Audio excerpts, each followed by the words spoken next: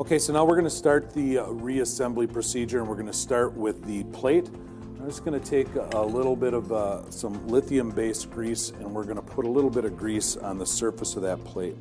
I don't need to over-grease this, just want to put a little grease on the surface so the air cups can slide over it nice and easy.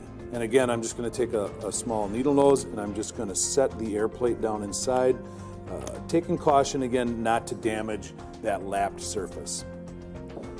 All right, take the plungers now. We'll put the U-cups on, and again, remember when you put these U-cups on, you want those sealing surfaces to go towards the small end of the plunger. We'll take a little bit of the lithium-based grease. I'm going to get inside, and I'm going to just put some grease in the bore of the plunger insert. I'll put a little bit right on the U-cups as well. And we'll take those and we'll just set those right inside. Try not to push it in too far. If you push it in too far, you'll just have to pull it back out so you can get the cups to line up. Do the other one again with the sealing surfaces of the U-cup going towards the small end of the plunger.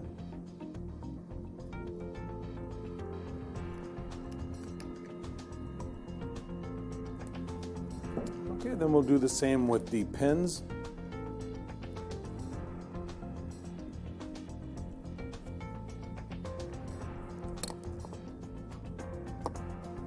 Again, we don't want to push those in too far. We want to make sure we can get the cups installed back on. All right, so now the plungers and the pins are in position. We'll go ahead and put the air cups back in place.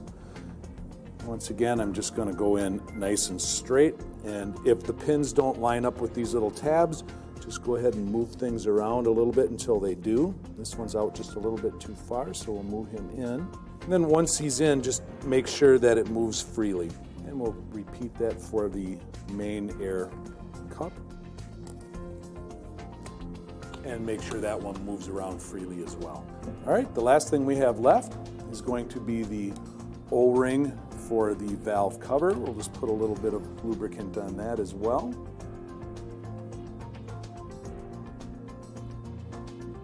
Put the cover back on.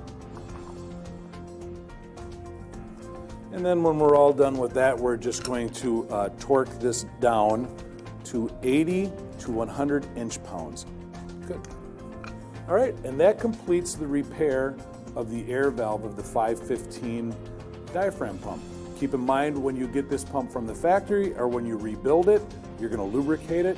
If you need to lubricate it after that, every 500 hours of operation, you can simply remove the air line and add a couple drops of machine oil.